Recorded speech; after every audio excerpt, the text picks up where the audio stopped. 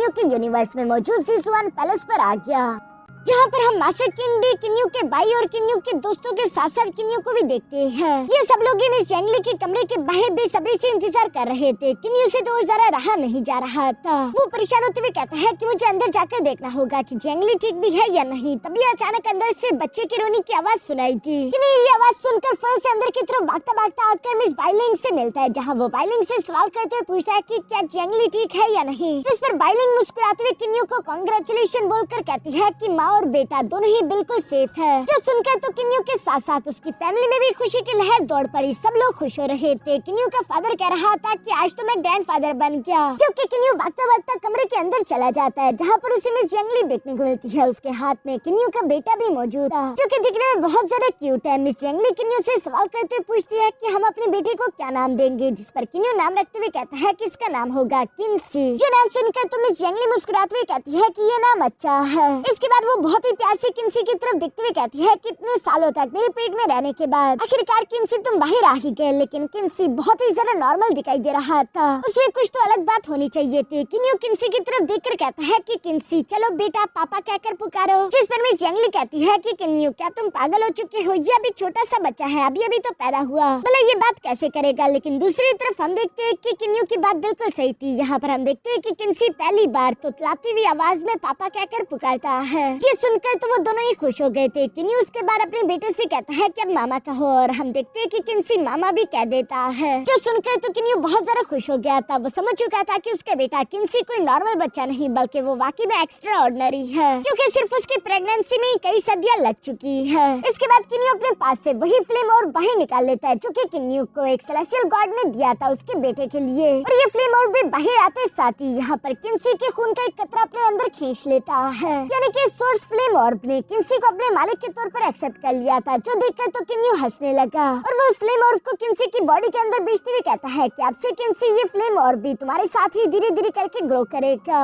इसके बाद हमें आगे कुछ सालों का सीन दिखाया गया, जहाँ पर हम देखते हैं कि किन्सी धीरे धीरे करके बड़ा हो रहा था। किन्यू उसे बहुत ही प्यार से बड़ा कर रहा था। एक दिन किन्सी अपने फादर के साथ रेस लगा रहा था, जिससे किन्सी ने जीत भी लिया, और वो गलती से यहाँ पर एक बीस्ट के स्टैचू से टकरा गया, जिसे देखते ही वो डर के मारे वापस अपने फादर की गोद में भाग आता है। किन्सी तो इतना सारा डर चुका था कि वो रोने लगा है। किन्यू उसे संभालते हुए कहता है कि डरो मत, वो बस नकली बीस्ट है, जिस बीस्ट के साथ मेरी बचपन की कुछ यादें जुड़ी हुई है। ये कहती किन्यू अपने बचपन के उन दो दोस्तों को भी याद करता है, जो कि किन्यू के सबसे पहले दो दोस्त थे। उन्हें याद करने के बाद किन्यू यहाँ पर अपने बेटे किन्सी को उसी बीस्ट की तरफ लेकर जाते हुए कहता है कि आज के दिन फादर तुम्हारी एबिलिटीज को टेस्ट करेगा। चलो बेटा किन्सी अपनी काबिलियत मुझे भी दिखाओ। ये कहती किन्यू अपनी पावर्स का इस्तेमाल करते हुए उस बीस्ट स्टैचू को जिंदा कर देता है, जो कि बहुत ही खौफनाक लग रहा था। इवन की किन्सी भी उसे देखकर घबरा रहा था, इसलिए किन्यू उसे थोड़ा सा कम खौफनाक बना देता है। लेकिन किन्यू ने उनकी तादाद ज्यादा कर दी थी। वो यहाँ पर उस तरह के टोटल 3 बीस्ट बना चुका, जिनसे फाइट करने के लिए तो किन्सी खुशी खुशी मैदान में आ जाता है। यहाँ पर उन तीनों बीस्ट ने किन्सी को अंदर की तरफ घेर लिया था, और वो एक साथ ही किन्सी पर हमला कर देते हैं। मगर किन्सी की मूवमेंट बहुत ही तेज थी। वो फुन से जंप करते हुए पीछे की तरफ हट गया। साथ ही सर वो अपनी फ्लेम ब्लो टेक्निक का इस्तेमाल करते हुए अपनी फ्लेम अटैक से उन पर हमला भी कर देता है। यानी कि किन्सी के पास फ्लेम एबिलिटी है। हम देखते हैं कि किन्सी बहुत ही ज्यादा ओवर कॉन्फिडेंट हो जाता है, और इसी कॉन्फिडेंस के साथ उसने 2 बीस्ट को तो हरा दिया था। मगर ओवर कॉन्फिडेंट होने की वजह से वो तीसरे बीस्ट के बारे में भूल ही चुका था, जो कि पीठ पीछे यहाँ किन्सी पर हमला करने वाला था। लेकिन किन्यू अपनी पावर्स का इस्तेमाल करके फौरन से उसे हवा में फ्रीज कर देता है, जिस पर किन्सी तो काफी घबरा गया था। वो यहाँ किन्यू की गोद में आकर आंसू बहाते हुए कहता है कि मैं हार गया, जिस पर किन्यू उसे अपने कंधों पर बिठाते हुए कहता है कि हारने में कोई भी शर्म नहीं। जब तक तुम हार हार कर गिरोगे नहीं, तब तक तुम्हें मालूम कैसे होगा कि तुम कितना ऊंचा उड़ सकते हो। ये सब कहते हुए किन्यू किन्सी को लेकर वापस चला जाता है। इसके बाद हम लोगों को नेक्स्ट डे का सीन देखने को मिला, जहाँ किन्सी एक खिलौने के साथ खेल रहा था, और वो अपने डैड से कहता है कि जब मैं बड़ा हो जाऊंगा तो मैं बहुत ही ताकतवर बनूंगा, और आप लोगों के लिए इससे भी ज्यादा बड़ा पैलेस बनाऊंगा। किन्यू भी मुस्कुराकर उसकी बातें सुन रहा था। तभी अचानक आसमान में उससे चमकती हुई एक रोशनी दिखाई दी, जो कि असल में कोई और नहीं बल्कि फ्रीडम एक्सल्टेड सेलेस्टियल गॉड था, जो कि एक बार फिर से किन्यू से मिलने के लिए आ चुका है। और वो किन्यू के सामने आते हुए कहता है कि किन्यू मिले हुए काफी अरसा हो गया। और इसी के साथ आसमान में दोबारा से रोशनी चमकने लगी, जिसे देखकर किन्यू हैरान होते हुए कहता है कि आखिर अब ये दूसरा आदमी कौन है, जिस बंदे की पावर तो बहुत ही ज्यादा टेरिफाइंग थी। हम देखते हैं कि आसमान में एक बड़ा सा ब्लैक होल समन हो गया, जिस ब्लैक होल के पोर्टल के अंदर से हम देखते हैं कि एक आदमी धीरे धीरे निकलता हुआ बाहर की तरफ आ जाता है और इस आदमी का नाम था लिन मिंग। लिन मिंग सेकंड यूनिवर्स क्रिएटर है और दोस्तों अगर आप लोगों को मालूम हो तो लिन मिंग का असली नाम लिन ली बारूच है, जो कि कोइलिंग ड्रैगन सीरीज का मेन कैरेक्टर है। अगर अभी तक आप लोगों ने कोइलिंग ड्रैगन सीरीज नहीं देखी तो उसका लिंक नीचे डिस्क्रिप्शन और कमेंट बॉक्स में मौजूद होगा, जाकर देख लेना। यहाँ पर हम देखते हैं कि लिन मिंग काफी ज्यादा कूल था। उसके आते साथ ही अचानक से आसपास का स्पेस चेंज होने लगा। उसके हर एक चलते कदम के साथ स्पेस रिपल क्रिएट हो रहे थे, जिसे महसूस करके किन्यू भी हैरान होते हुए कहता है कि ये आदमी बहुत ही ज्यादा टेरिफाइंग ऑरा रखता है और इस तरह के ऑरा को मैं पहले भी सेंस कर चुका हूँ। उस एक्साइटेड सेलेस्टियल माउंटेन के अंदर मौजूद जो रिलीफ डोर थी उसके अंदर ऐसा ही ऑरा मौजूद था, यानी कि उस रिलीफ डोर को किसी और ने नहीं बल्कि लिन मिंग ने बनाया है। इनसे पहले तो लिन मिंग को देखकर चुप रहा था। दूसरी तरफ हम देखते हैं कि लिन मिंग किन्यू के सामने आकर कहता है कि हेलो, मेरा नाम लिन मिंग है, जो सुनकर किन्यू फौरन से यहाँ सीनियर लिन मिंग और फ्रीडम एक्साइटेड सेलेस्टियल गॉड को ग्रीट करता है। इस पर फ्रीडम एक्साइटेड सेलेस्टियल गॉड किन्यू को बताता है कि ये मेरी टीचर है और ये तुम्हें पर्सनली कांग्रेचुलेशन बोलने के लिए आज यहाँ पर आए हैं। जो सुनकर तो किन्यू और भी जरा शॉक हो गया था कि ये आदमी फ्रीडम एक्साइटेड सेलेस्टियल गॉड का भी टीचर है। इसी वजह से तो इसका ऑरा इतना ज्यादा टेरिफाइंग था। दूसरी तरफ हम देखते हैं कि लिन मिंग यहाँ पर किन्यू से कहने लगा कि मुझे सीनियर कहकर पुकारने की कोई जरूरत नहीं, तुम मुझे सेकंड ब्रदर कहकर पुकार सकते हो। तो सुनकर किन्यू भी खुश हो जाता है। वो बताता है कि मैं हूँ किन्यू, ये मेरी बीवी जियांगली है और ये है मेरा बेटा किन्सी। तो सुनकर तो लिन मिंग हंसते हुए कहता है कि ये बच्चा तो काफी जरा क्यूट है। साथ ही सर वो अपनी 2 उंगलियों की पावर्स का इस्तेमाल करके यहाँ किन्सी की बॉडी के अंदर मौजूद उसके सोर्स ओरिजिन फ्लेम पल्प को रिफाइन करना शुरू कर देता है और सिर्फ कुछ ही सेकंड्स के अंदर मिस जियांगली महसूस करते हुए कहती है कि किन्सी की बॉडी के अंदर मौजूद जो सोर्स फ्लेम पल्प थी वो पूरी तरीके से रिफाइन हो चुकी है, यानी कि किन्सी पहले से भी ज्यादा ताकतवर हो गया। साथ ही सर हम देखते हैं कि लिन मिंग अपने पास से एक स्पीयर निकालते हुए कहता है कि मैं तुम्हारे बेटे को ये स्पीयर गिफ्ट करना चाहता हूँ, जिसे लेकर किन्सी तो काफी ज्यादा खुश हो गया था। दूसरी तरफ किन्यू हैरान होते हुए कहता है कि ये तो एक टॉप टियर का होंगमिंग ट्रेजर है जो कि बहुत ही ज्यादा कीमती होती है। लेकिन दूसरी तरफ लिन मिंग जवाब देते हुए कहता है कि फिक्र मत करो, ये तो बच्चों का खिलौना है। अगर वो इतने कीमती ट्रेजर को बच्चों का खिलौना बोल रहा है तो सोचो कि वो खुद कितना सारा टेरिफाइंग पावर रखता होगा। लिन मिंग यहाँ पर किन्यू को बताता है कि वैसे मैं तुम्हारे लिए एक और खुशी की खबर भी लेकर आया हूँ, यही कि किन्यू जल्दी तुम्हारा एक दूसरा बेटा भी हो जाएगा। जो सुनकर तो किन्यू और मिस जियांगली दोनों ही काफी ज्यादा खुश हो जाते हैं, क्योंकि किन्सी सबसे ज्यादा एक्साइटेड होते हुए कहता है कि अगर मेरा छोटा भाई होगा तो मैं उसे अपने सारे खिलौने खेलने के लिए दूंगा। ये सुनकर तो लिन मिंग भी मुस्कुराने लगा। इसके बाद वो फ्रीडम एक्साइटेड सेलेस्टियल गॉड से कहता है कि तुम वापस चले जाओ, मैं किन्यू के साथ अकेले में कुछ ड्रिंक्स करके आ जाऊंगा। तो सुनकर फ्रीडम एक्साइटेड सेलेस्टियल गॉड बिल्कुल ऐसे करता है। नेक्स्ट सीन में हम यहाँ लिन मिंग और किन्यू को अकेले देखते हैं, जहाँ लिन मिंग किन्यू से कह रहा था कि तुम्हारा जो न्यू ब्लैक होल है वो धीरे धीरे करके इवॉल्व होते हुए होंगमिंग स्पेस में बदल गया और साथ ही साथ तुम्हारा ये न्यू यूनिवर्स बन गया। इस पर तो किन्यू मुस्कुराते हुए कहता है कि आपको मेरे न्यू यूनिवर्स के बारे में इसका मतलब कि शुरू से सब कुछ मालूम था। मुझे इस बात का अंदाजा नहीं था कि कोई मेरे इस न्यू यूनिवर्स के बारे में जानता है। इसके बाद नेक्स्ट सीन में हम देखते हैं कि ये दोनों एक जगह पर जाकर बैठ गए थे, जहाँ वाइन एंजॉय करते हुए किन्यू लिन मिंग से सवाल करते हुए पूछता है कि सेकंड ब्रदर, क्या तुम जानते हो कि अगला न्यू एक्साइटेड सेलेस्टियल गॉड कौन बनेगा? जिस पर लिन मिंग किन्यू को बताता है कि मैं तुम्हें डायरेक्टली तो नहीं बता सकता, लेकिन हाँ मैं तुम्हें एक हिंट दे सकता हूँ। इस बात से कोई फर्क नहीं पड़ता कि तुम कितने ताकतवर गॉड किंग हो, सिर्फ वही बंदा एक्साइटेड सेलेस्टियल गॉड बन सकता है जिसने इस यूनिवर्स में बहुत ज्यादा कंट्रीब्यूशन दिया हो। तो सुनकर तो किन्यू और जरा हैरान हो गया था और वो लिन मिंग से सवाल करते हुए पूछता है तो इसका मतलब कि जो एक्साइटेड सेलेस्टियल बैटल है उसका कोई मतलब नहीं। जिस पर लिन मिंग किन्यू को बताता है कि नहीं, उसका भी बहुत खास मतलब है और ये कहती लिन मिंग यहाँ पर किन्यू को सीक्रेटली कुछ बताता है जो क्या था फिलहाल हम लोगों को मालूम नहीं पड़ता। इसी तरह बातें करते करते सुबह हो जाती है। इस वजह से लिन मिंग खड़े होते हुए कहता है कि सूरज उगने वाला है, मेरे यहाँ से चलने का समय हो गया। अगली बार जब हमारी मुलाकात होगी तो हम इससे भी ज्यादा बातें करेंगे। और ये सब कहते हुए लिन मिंग यहाँ पर किन्यू को अलविदा करके चला जाता है। पीछे की तरफ किन्यू वाइन के कप को देखते हुए सोच रहा था कि जो भी बंदा इस यूनिवर्स में ज्यादा कंट्रीब्यूशन करेगा वही एक्साइटेड सेलेस्टियल गॉड बनेगा, यानी कि कौन नया एक्साइटेड सेलेस्टियल गॉड बनने वाला है ये इस यूनिवर्स के मास्टर पर ही डिपेंड करता है, जिस बंदे ने ये यूनिवर्स क्रिएट किया। तो सब सोचकर किन्यू मुस्कुराते हुए कहता है लेकिन क्या ही फर्क पड़ता है, वैसे ही मुझे एक्साइटेड सेलेस्टियल गॉड की पोजीशन में कोई भी इंटरेस्ट नहीं, बल्कि मैं तो खुद की अलग रास्ते पर चलते हुए अपने यूनिवर्स को बनाकर उसे परफेक्शन तक पहुंचा रहा हूँ। किन्यू के ये कहने के बाद सीन शिफ्ट होकर जीजुआन पैलेस में आ जाता है, जहाँ कुछ साल और गुजर चुके थे। हम देखते हैं कि मिस जियांगली म्यूजिकल इंस्ट्रूमेंट बजा रही थी, जबकि किन्यू आंखें बंद करके शांति से मैदान में खड़ा था। तभी अचानक किन्सी अपने स्पेयर के स्लैश अटैक का इस्तेमाल करते हुए साइड से फौरन किन्यू पर हमला कर देता है। इसे तो किन्यू ने बहुत ही आसानी के साथ डॉज कर लिया और वो किन्सी से कहता है कि दोबारा हमला करो। हम देखते हैं कि किन्सी ने बिल्कुल वैसा सेम स्लैश टेक्निक दोबारा से इस्तेमाल करके किन्यू पर हमला करने की कोशिश की। इस बार के अटैक को भी किन्यू आसानी के साथ डॉज कर लेता है। साथ ही साथ वो किन्सी को बताने लगा कि तुम्हारे अटैक बिल्कुल भी सिमिलर नहीं होने चाहिए, बल्कि तुम्हें अलग अलग तरह के अटैक अलग अलग डायरेक्शन से करने चाहिए ताकि दुश्मन कभी भी तुम्हारे अगले हमले को प्रिडिक्ट ना कर पाए।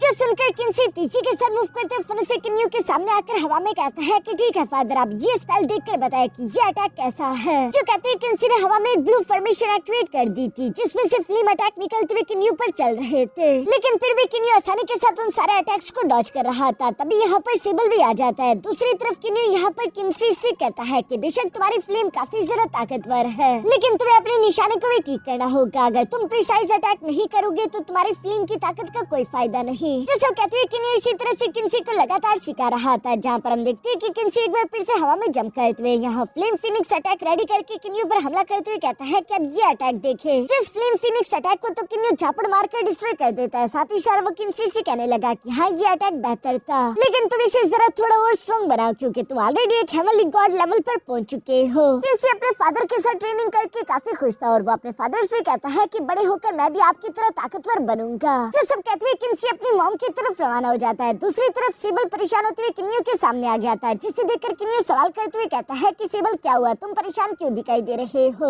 इस पर सेबल जवाब देते हुए कहता है कि हाफी को कुछ अता पता नहीं चल रहा, पता नहीं वो कहाँ चला गया है। जिस पर किन्यू जवाब देते हुए कहता है कि ठीक है मैं उसकी तलाश करता हूँ। और ये कहते हैं किन्यू ने पूरे के पूरे डिवाइन रैम को स्कैन करना शुरू कर दिया, जिसके बाद सीन शिफ्ट होकर यहाँ ब्लड सी पर आ जाता है, जहाँ पर हाफी जीजिया से मिलने के लिए आया हुआ था, लेकिन जीजिया तो रुक ही नहीं रही, बल्कि वो अपनी बहन होंग्युन के साथ मिलकर हाफी से पीछे छुड़ाने की कोशिश कर रही थी। जहाँ पर मिस होंग्युन अपने रिबन का इस्तेमाल करते हुए हाफी को जकड़कर रोकने की कोशिश करती है, लेकिन हाफी ने खुद को आजाद कर लिया और वो आखिरकार जीजिया के सामने आ जाता है, जहाँ पर वो जीजिया से सवाल करते हुए पूछता है कि आखिर तुम्हें हो क्या क्या, तुम इस तरह मुझसे बात क्यों रही हो। आखिरी बार मैं जब तुम्हें अलविदा करके गया था तब तक तो सब कुछ ठीक था। मिस जीजिया हाफी को कुछ नहीं बताती, वो बस उससे कहती है कि मुझे बुला दो, हम कभी भी एक नहीं हो सकते। लेकिन हाफी इस बात को मानने के लिए तैयार नहीं था। वो कहता है कि आखिर ऐसा क्या हो गया है, हमने एक दूसरे से मिलने का वादा किया था, आखिर तुम इस तरह की बातें कैसे कर सकती हो। जिस पर मिस होंग्युन अपने हाथ पर लगा हुआ एक मार्क उसे दिखाते हुए बताती है कि हम लोग ब्लड सी पैलेस के हैं, हमारे पास आजादी नहीं है। अगर पैलेस मास्टर को इस बारे में मालूम हो गया तो वो बहुत गुस्से होगी, इसलिए तुम यहाँ से चले जाओ, इसमें तुम्हारी भलाई है। लेकिन दूसरी तरफ हाफी तो टेरा एक जिद्दी इंसान, वो अपने स्टाफ को बाहर की तरफ निकालते हुए गुस्से के साथ कहता है कि ब्लड सी पैलेस से डरती है मेरी जूती, मुझे किसी से डर नहीं लगता, जो भी मेरे और जीजिया के बीच आएगा मैं उसे मार डालूंगा। और ये कहती हुए एक पावरफुल अटैक ब्लड सी पर चल देता है, जिसके साथ अंदर से एक आवाज सुनाई देता है कि बदतमीज क्या तुम मरना चाहती हो। ये आवाज ब्लड सी पैलेस मास्टर की थी, जो कि फनस से निकलते हुए बाहर की तरफ आ जाती है और हमें जानने को मिलता है कि असल में ये कोई और नहीं बल्कि ब्लड सी क्वीन है, जिससे पहले भी किन्यू एक बार मिल चुका था। मिस जीजिया और मिस होंग्युन तो यहाँ पर ब्लड सी पैलेस मास्टर को देखकर फनस से उसे ग्रीट करती है, लेकिन दूसरी तरफ ब्लड सी क्वीन को उन दोनों पर गुस्सा रहा था क्योंकि उन दोनों ने रूल्स ब्रेक किए हैं किसी बाहर के बंदे को यहाँ पर लाकर, और इसलिए वो उन्हें पनिश करने के लिए उन पर एक वेव अटैक कर देती है। लेकिन दूसरी तरफ हाफी उन्हें बचाकर साइड पर ले आया। दूसरी तरफ हम देखते हैं कि किन्यू और सेबल भी दूर से ये सब देख रहे थे, जहाँ पर सेबल कह रहा था कि ये ब्लड सी क्वीन तो काफी जरा खतरनाक ओपिनियन लगती है। किन्यू चूंकि ब्लड सी क्वीन को पहचानता था और वो याद करता है कि कैसे पिछली बार इससे मेरी मुलाकात हुई थी और ये कितनी ज्यादा टेरिफाइंग पावर रखती है, तो इसका मतलब कि हाफी की जान खतरे में है। मगर दूसरी तरफ हम देखते हैं कि हाफी को इस बात की जरा भी परवाह नहीं थी, बल्कि वो भी फुल एटीट्यूड के साथ कह रहा था कि अच्छा तो तुम हो वो बेवकूफ ब्लड सी क्वीन जो कि मेरे और जीजिया के बीच आ रही है। ये सुनकर तो जीजिया घबराते हुए फौरन से अपने मास्टर से माफी मांगते हुए कहती है कि प्लीज मुझे माफ कर दीजिए, और साथ ही साथ हाफी को भी। हाफी बहुत ही बड़बोला है, वो नहीं जानता कि वो क्या बात कर रहा है, प्लीज आप समझने की कोशिश करें। जो सुनकर ब्लड सी क्वीन मुस्कुराते हुए कहती है कि अच्छा मैं समझने की कोशिश करूँ, पहले तो तुम दोनों ने रूल्स ब्रेक किए, तुम दोनों की जान ऑलरेडी खतरे में, और फिर तुम इस आउटसाइडर के लिए मुझसे भीख मांग रही हो। लगता है कि मैंने तुम्हें जो कुछ भी सिखाया था तुम वो सब भूल गए। और ये कहते साथ ही ब्लड सी क्वीन गुस्से के साथ अपनी पावर्स अनलीश करने लगी, और चूंकि वो गॉड किंग के थर्ड स्टेप की कल्टिवेटर थी तो इसलिए उसका ऑरा बहुत ही ज्यादा टेरिफाइंग था, जिसे महसूस करके तो हाफी भी परेशान हो गया। अब उसे थोड़ा बहुत समझ आने लगा था कि उसका सामना किससे हो रहा है। दूसरी तरफ हम देखते हैं कि ब्लड सी क्वीन कहती है कि जीजिया तुमने एक आउटसाइडर के साथ प्यार करने की गलती की, इसकी सजा सिर्फ मौत है, तुम्हें तो मौत मिलेगी। और होंग्युन तुम इस बात को जानती थी लेकिन फिर भी तुमने इस बारे में रिपोर्ट नहीं किया, इसलिए तुम्हें भी 1000 साल के लिए कैद किया जाएगा, यही तुम्हारी वार्निंग और सजा है। चलो अब तुम दोनों अपनी सजा के लिए तैयार हो जाओ। जो कहती है ब्लड सी क्वीन अपने रिबन को उन दोनों को जकड़ने के लिए भेज देती है, लेकिन हम देखते हैं कि हॉफी फन से सामने की तरफ आते हुए अपने स्टाफ के अटैक से उस रिबन को ब्लॉक कर देता है। साथ ही सर वो कह रहा था कि मेरे होते हुए मैं भी देखता हूँ कि आखिर तुम इन्हें यहाँ से कैसे लेकर जाती हो, और ये कहती वो फौरन अपने स्टाफ से ब्लड सी क्वीन पर हमला करने की कोशिश करने लगा। ये देखकर तो ब्लड सी क्वीन के चेहरे पर स्माइल आ जाती है और वो उसके अटैक को काफी आसानी के साथ ब्लॉक करके उसे सिर्फ एक ही उंगली की पावर से पीछे की तरफ धकेल देती है। साथ ही सर वो कह रही थी कि तुम आखिर इतनी जल्दबाजी में क्यों हो, मैं तुम्हारे बारे में भूली नहीं हो, तुम भी मरोगे। तुमने आखिर ये सोच भी कैसे लिया कि तुम मेरे सामने खड़े हो सकते हो। ये तो बिल्कुल ऐसा ही है जैसे कि एक चींटी पूरे दरख्त को हिलाने की कोशिश कर रही हो। जो सब कहते हुए ब्लड सी क्वीन ने यहाँ पर फिर से अपने ब्लड स्लेव्स को समन कर लिया था, जिनमें से 2 हाई ग्रेड के हेवनली गॉड ब्लड सर्वेंट्स को हॉफी पर हमला करने के लिए भेज देती है और उसे लग रहा था कि वो लोग आसानी के साथ हॉफी को जान से मार डालेंगे। लेकिन दूसरी तरफ हम देखते हैं कि हॉफी तो अपने स्टाफ का इस्तेमाल करते हुए आसानी के साथ उन दोनों हेवनली गॉड्स को जान से मार चुका। जो देखकर तो ब्लड सी क्वीन भी सरप्राइज हो गई थी। वो हैरान होती हुई कहती है कि ये सिर्फ एक हाई ग्रेड के हेवनली गॉड है, फिर इसने अकेले उन दोनों को कैसे हरा दिया, कहीं ये उस स्टाफ की वजह से तो नहीं। जो कहती हुई उसकी नजर उस स्टाफ पर पड़ गई थी जिसे हॉफी इस्तेमाल कर रहा है, और ये स्टाफ अगर आप लोगों को याद हो तो हॉफी को उसके बड़े भाई यानी कि किन्यू ने दी है, जिसमें तो ब्लड सी क्वीन भी इंटरेस्टेड हो गई थी। वो समझ गई थी कि ये एक फर्स्ट ग्रेड का सोल ओरिजिन ट्रेजर है,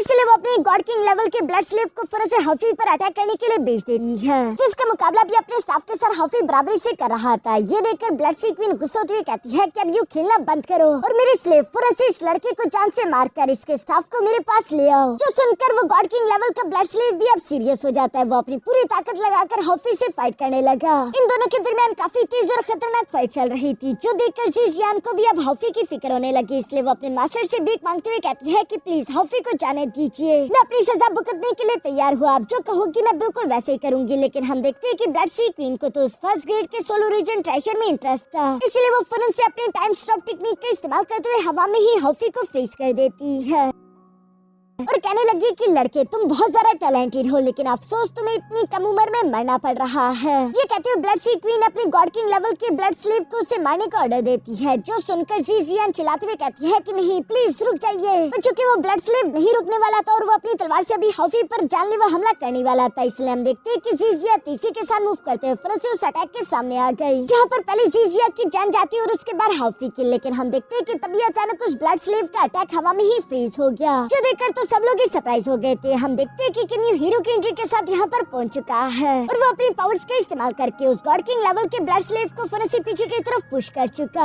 हॉफी भी अब यहाँ टाइम स्टॉप से आजाद हो जाता है और वो यहाँ जीजिया से कहता है कि तुम बेवकूफ हो क्या, ये तो अच्छा कि मेरा भाई किन्यू सही टाइम पर आ गया, वरना तुम्हारी जान चली जाती। दूसरी तरफ ब्लड सी क्वीन भी यहाँ पर किन्यू को पहचान लेती है और वो कहती है कि तुम तो वही हो ना जो कि मेरे टाइम स्टॉप से बच चुके थे, किसने सोचा था कि तुम यहाँ पर दोबारा आने की बेवकूफी करोगे। जो सुनकर दूसरी तरफ किन्यू कहता है क्या चाहते हो तुम हो ब्लड सी क्वीन, यहाँ की महारानी। ब्लड सी क्वीन किन्यू से कहता है कि अगर तुम हार मान लेते हो और तुम्हारा भाई उसके हाथ में मुझे स्टाफ मेरे हवाले कर देता है तो उसके बाद मैं तुम्हारी जान बख्श सकती हूँ, तुम लोग यहाँ से चले जाओगे। जिस पर किन्यू जवाब देते हुए कहता है कि मुझे कभी भी कोई नहीं रोक सकता, अगर मैं यहाँ से जाना चाहूँ तो बिना तुम्हारी मर्जी के भी जा सकता हूँ। जिस पर ब्लड सी क्वीन को भी अब गुस्सा आ गया। वो धीरे से खड़े होते हुए कहती है कि मैं जानती हूँ कि तुम मिस्ट्री सिटी के लॉर्ड हो, अगर तुम यहाँ से बच के भी चले गए तब भी मैं तुम्हारी सिटी आऊंगी और तुम्हारे पूरे के पूरे शहर को बर्बाद कर दूंगी। जो सुनकर किन्यू कहता है कि क्यों ना हम आपस में एक शर्त लगाए, अगर मैंने तुम्हें हरा दिया तो तुम जीजिया और साथ ही साथ होंगी उनको भी आजाद कर दोगी। जिस पर ब्लड सी क्वीन मुस्कुराते हुए कहती है कि और अगर तुम मुझे ना हरा पाए और मैंने तुम्हें हरा दिया तब क्या तुम ये फर्स्ट ग्रेड का सोल ओरिजिन ट्रेजर मुझे दे दोगे। जो सुनकर किन्यू मुस्कुराते हुए कहता है कि अच्छा तो तुम इस फर्स्ट ग्रेड के सोल ओरिजिन ट्रेजर के पीछे हो। जिस पर ब्लड सी क्वीन मुंह बनाते हुए कहती है कि हाँ भला मैं इस ट्रेजर के पीछे क्यों ना पड़ूं, इसके होते हुए मैं एक्सल्टेड सेलेस्टियल बैटल में हिस्सा ले सकती हूँ और मुझे किसी से भी डरना नहीं होगा, मैं सबका मुकाबला कर पाऊंगी। जो सुनकर किन्यू जवाब देते हुए कहता है कि अच्छा ठीक है, अगर तुमने मुझे हरा दिया तो मैं तुम्हें ये टॉप ग्रेड का सोल ओरिजिन ट्रेजर नहीं बल्कि एक दूसरा टॉप ग्रेड का सोल ओरिजिन ट्रेजर दे दूंगा। जो सुनकर ब्लड सी क्वीन गुस्सा होते हुए कहती है कि क्या तुमने मुझे बेवकूफ समझा है जो मैं यकीन कर लूं कि तुम्हारे पास एक और टॉप ग्रेड का सोल ओरिजिन ट्रेजर होगा। ये कहती वो अपने स्पेयर को लेकर फिर से किन्यू पर हमला करने के लिए आगे की तरफ बढ़ने की कोशिश करती है, जिसे अपनी तरफ बढ़ता हुआ देखकर किन्यू आइस ट्रैप का इस्तेमाल करते उसे रोकने की कोशिश करता है। ये देखकर ब्लड सी क्वीन गुस्सा होते हुए एक ब्लडी वाटर टोर्नेडो क्रिएट कर देती है, जिसने उसे आइस ट्रैप से आजाद कर दिया था। साथ ही साथ वो गुस्सा हुए कह रही थी कि तुम्हें क्या लगा था कि तुम मुझे रोक सकते हो। जो बोलती वो अपने ब्लडी टोर्नेडो को फनस से किन्यू की तरफ भिजवा चुकी। दूसरी तरफ हम देखते हैं कि किन्यू भी अपने सामने एक आइस शील्ड का इस्तेमाल करते उस अटैक को ब्लॉक कर देता है। ब्लडसी क्वीन किन्यू से ये देखकर कहती है कि क्या बस सिर्फ तुम इतना ही कर सकते हो। जो सुनकर किन्यू फनस से अपने सेलेस्टियल स्फीयर को बाहर की तरफ निकालते हुए कहता है कि नहीं, ये तो बस सिर्फ शुरुआत थी। जो सुनकर दूसरी तरफ ब्लडसी क्वीन यहाँ पर किन्यू के हाथ में जब एक दूसरे टॉप ग्रेड के सोलो रीजन ट्रेजर को देखती है तो उसकी लालच और जरा बढ़ गई। वो पानी के अंदर से एक डिवाइन थ्रेशोल्ड को बाहर की तरफ निकाल लेता है ताकि वो इसका इस्तेमाल करते हुए किन्यू पर हमला कर सके। लेकिन किन्यू उस पावरफुल डिवाइन थ्रेशोल्ड को भी आसानी के साथ अपने सेलेस्टियल स्फीयर का इस्तेमाल करते हुए ब्लॉक करके डिफ्लेक्ट कर देता है, जिस पर ब्लडसी क्वीन कहने लगी कि शायद मैंने तुम्हें कुछ ज्यादा ही अंडर एस्टिमेट कर दिया था, अब मुझे सीरियस होना होगा। और ये कहती वो धीरे धीरे से पानी के अंदर जाने लगी, जहाँ पर हम देखते हैं कि वो ब्लडसी का इस्तेमाल करते हुए अपनी इटर्नल बॉडी आर्टिक ने क्रिएट कर लेती है, जिसकी वजह से हम देखते हैं कि ब्लडसी क्वीन की फिजिकल बॉडी काफी ज्यादा बड़ी हो चुकी थी। साथ ही साथ उसकी स्ट्रेंथ भी इंक्रीज हो चुकी है।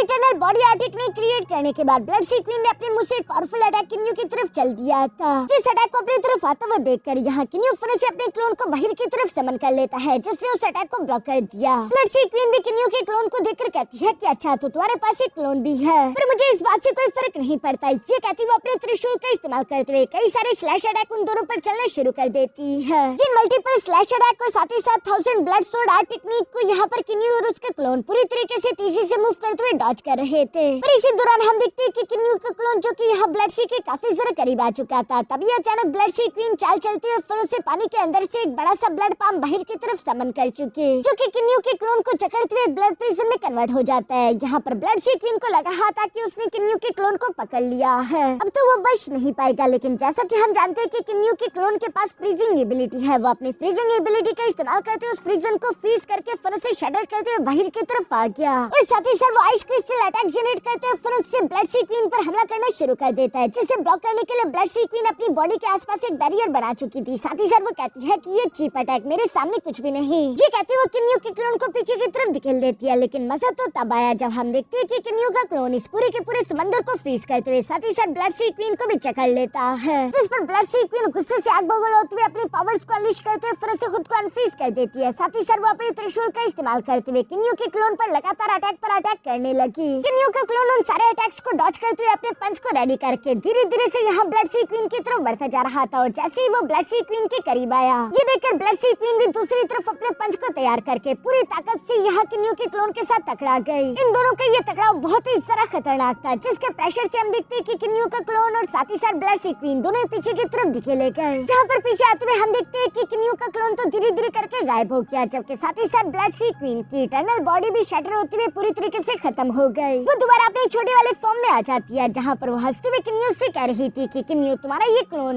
इतना भी ज्यादा स्पेशल नहीं, लेकिन फिर भी मैं इम्प्रेस हुई। किन्यू का क्लोन जो कि एनर्जी में कन्वर्ट हो चुका था, किन्यू से वापस अपनी बॉडी में रख लेता है। दूसरी तरफ ब्लडसी क्वीन किन्यू से कह रही थी कि किन्यू तुम वाकई में काबिल हो, लेकिन इस खेल को अब यहीं पर खत्म करते हैं। जो कहते हुए ब्लडसी क्वीन ने फिर से अपने टाइम स्टॉप टेक्निक का इस्तेमाल करते हुए किन्यू और उसके भाई दोनों को ही फ्रीज कर दिया था, जो कि गॉड किंग लेवल के कल्टिवेटर की पावरफुल टेक्निक होती है। लेकिन दूसरी तरफ हम देखते हैं कि किन्यू आसानी के साथ उसके टाइम स्टॉप को शटर करते हुए मुस्कुराते हुए बाहर की तरफ आ गया। साथ ही साथ वो अपना प्रेशर ब्लडसी क्वीन पर लगाना शुरू कर देता है, जो देखकर तो ब्लडसी क्वीन भी सरप्राइज हो गई थी कि आखिर तुम मेरे टाइम स्टॉप को कैसे तोड़ सकते हो, ये वाकई में इम्पॉसिबल है, लेकिन चलो ठीक है मैं भी देखती हूँ। ये कहते हुए फिर से पानी के अंदर जम कर देती है। साथ ही साथ वो कह रही थी कि मैं भी देखती हूँ कि अब तुम मेरे इस अटैक को कैसे हैंडल करते हो। ब्लडसी क्वीन की ये कहती है, अचानक से हम देखते हैं कि वहाँ पर रेड कलर के थंडर चमकने लगे, कुछ टेरिफाइंग होने वाला था। इन्होंने भी ये सेंस कर लिया था, इसलिए वो हॉफी से कहता है कि तुम इन दोनों लड़कियों को लेकर यहाँ से चले जाओ, मैं भी तुम्हारे पीछे आ जाऊंगा। जो सुनकर अंदर की तरफ से ब्लडसी क्वीन आवाज देते हुए कहती है कि आखिर यहाँ से भागने का क्या फायदा होगा, वैसे भी इन दोनों लड़कियों की बॉडी पर मेरे ब्लडसी पैलेस का मार्क है, जिस वजह से ये दोनों चाहे दुनिया के किसी भी कोने में जाकर क्यों ना छुप जाए, मैं सिर्फ एक थॉट के साथ इन दोनों को जान से मार सकी हूँ। जो सुनकर तो किन्यू और भी जरा परेशान हो गया था। अब अपने मन में परेशान होते हुए कहता है कि आखिर मैं क्या करूं इससे पहले कि मैं ब्लडसी क्वीन को रोक सकूं। वो इन दोनों लड़कियों को चांस से मार डालेगी, इसलिए किन्यू ऊंची आवाज में कहता है कि ब्लडसी क्वीन रुक जाओ, मुझे तुमसे बात करनी है। जो सुनकर ब्लडसी क्वीन कहती है तो क्या तुम वो टॉप ग्रेड का सोलो रीजन ट्रेजर मुझे देने के लिए तैयार हो। इससे पहले कि किन्यू यहाँ पर हाँ कह पाता, तभी अचानक ऊपर आसमान से एक आवाज सुनाई देती है, जो कि ब्लडसी क्वीन को जूयुन कहकर पुकारते हुए कह रहा था कि जूयुन प्लीज किन्यू और हाफी के लिए बिला वजह मुश्किलें मत खड़ी करो, उसे इन लड़कियों के साथ यहाँ से जाने दो। जो कहती हुई आवाज यहाँ से गायब हो गई। इस आवाज को सुनकर तो ब्लड सी क्वीन थोड़ी सी इमोशनल हो जाती है और वो इमोशनल होते हुए कहता है कि इतने अरसे बाद तुमने मुझसे सिर्फ बात की और बात भी की तो सिर्फ यही। असल में ये आवाज किसी और की नहीं बल्कि अनफेदर्ड एक्सल्टेड सेलेस्टियल गॉड की थी, जिसका अपना नाम ज़ाओ याओ है। वो ब्लड सी क्वीन का मास्टर भी है और साथ ही साथ ब्लड सी क्वीन उससे प्यार करती है। ब्लड सी क्वीन यहाँ पर किन्यू से कहती है कि किन्यू अब मैं तुम्हें कुछ नहीं कहूंगी जब तक तुम मेरे मामलों में टांग ना अड़ाओ। तुम अपने भाई के साथ यहाँ से जा सकते हो और साथ ही साथ जीजिया और होंगयुन को भी लेकर जाओ, मुझे कोई प्रॉब्लम नहीं। अब से वो दोनों भी आजाद है। जो कहती ब्लड सी क्वीन हवा में एक पोर्टल बनाती वहाँ से चली गई। पीछे की तरफ जीजिया और होंगयुन के हाथ से भी मार खा जाता है, जो देखकर हॉफी हैरान होते हुए अपने भाई से सवाल करते हुए पूछता है कि किन्यू आखिर ये सब हुआ क्या। अचानक से उसका माइंड कैसे बदल गया, जो सुनकर किन्यू जवाब देते हुए कहता है कि मैं भी नहीं जानता, पर अच्छी बात यह है कि अब तुम दोनों को फिक्र करने की कोई जरूरत नहीं। जो सुनकर तो जीजिया और हॉफी दोनों ही एक दूसरे की तरफ देखते हुए खुश हो रहे थे। हॉफी बहुत ही प्यार से जीजिया के पास आकर उसे गले लगा लेता है, जो देखकर किन्यू हॉफी से कहता है कि हॉफी लगता है कि तुम्हें मुझे बहुत कुछ बताना होगा, मुझे तुम दोनों की सारी कहानी जाननी है। इसके बाद नेक्स्ट सीन सीज़ुआन पैलेस का दिखाया जाता है, जहाँ पर किन्यू मास्टर जैंगलिन के साथ मौजूद था और वो मास्टर जैंगलिन को बता रहा था कि कल के दिन ब्लड सी क्वीन के साथ फाइट करते हुए मुझे इस बात का अंदाजा तो हो गया कि ब्लड सी क्वीन बहुत ही ज्यादा ताकतवर है, इवन कि वो असुरा गॉड किंग जितनी पावरफुल होगी। क्या आप जानते हैं कि आखिर ब्लड सी क्वीन का ओरिजिन क्या है? जिस पर मास्टर जैंगलिन जवाब देते हुए कहता है कि ब्लड सी क्वीन का नाम है ज़ुयुन और वो एक लड़के ज़ाओ याओ गॉड किंग के साथ हुआ करती थी। इन दोनों ने ही पिछले एक्साइटेड सेलेस्टियल गॉड कंपटीशन में हिस्सा लिया था, जहाँ पर इन दोनों को बहुत सारा स्ट्रगल करना पड़ा और उस कंपटीशन के बाद से ज़ुयुन पूरी तरीके से गायब हो गई थी। जो सुनकर किन्यू कहता है तो इसका मतलब कि उस टाइम जिसने ज़ुयु से हम लोगों को छोड़ने को बोला था वो कोई और नहीं बल्कि ज़ाओ याओ अनफेदर्ड एक्सल्टेड सेलेस्टियल गॉड होगा। लेकिन मुझे एक बात समझ नहीं आई, आखिर अनफेदर्ड एक्सल्टेड सेलेस्टियल गॉड हमारी मदद क्यों कर रहा था? जिस पर मास्टर जैंगलिन जवाब देते हुए कहता है कि ये तो मैं नहीं जानता, लेकिन हाँ मैं इतना जरूर जानता हूँ कि exalted celestial first treasure appear होने वाला है, इसलिए 3 दिन बाद मैं एक्सल्टेड सेलेस्टियल माउंटेन वापस जा रहा हूँ। ये एक बहुत बड़ी अपॉर्चुनिटी है और हम लोग लापरवाह नहीं हो सकते। जो सुनकर किन्यू जवाब देते हुए कहता है कि ठीक है मास्टर, आपको वहाँ पर जैसे भी मेरी मदद चाहिए होगी मैं हर तरह से आपकी मदद करने के लिए तैयार रहूंगा। दूसरी तरफ हम देखते हैं कि ज़ाओ एम्परर और जियांग एम्परर भी यहाँ पर इसी बारे में प्लानिंग कर रहे थे, क्योंकि वो भी जानते थे कि first exalted celestial treasure appear होने वाला है, जहाँ ज़ाओ एम्परर जियांग एम्परर को एक्सल्टेड सेलेस्टियल गॉड बनने में मदद करेगा और एक्सल्टेड सेलेस्टियल गॉड बनने के बाद जियांग एम्परर किन्यू को जान से मारकर जियांगली को उससे अलग करते उसकी शादी ज़ाओ जियान से करा देगा। बस ज़ाओ एम्परर की सिर्फ यही शर्त थी, जिस पर जियांग एम्परर भी एग्री करता है और साथ ही साथ वो ज़ाओ एम्परर को अपने प्लान के बारे में बताते हुए कहता है कि असुरा गॉड किंग बहुत ही ज्यादा ताकतवर है, उसके साथ फाइट करना डिफिकल्ट होगा, इसलिए मेरे पास एक प्लान है। हम लोगों को पहला ट्रेजर उसके हवाले कर देना चाहिए, जिसकी वजह से हम लोग सेकंड और थर्ड ट्रेजर को आसानी के साथ हासिल कर सकेंगे और हमारे रास्ते में सिर्फ एक ही रुकावट होगी और वो होगा किन्यू। जिस पर ज़ाओ एम्परर कहता है कि फिक्र मत करो, किन्यू जल्दी ही मरने वाला है, उसे एक ऐसी बदतरीन मौत मिलेगी कि कोई सोच भी नहीं सकता। और यहाँ इसी सीन के साथ हमारा ये एपिसोड यहीं पर खत्म हो जाता।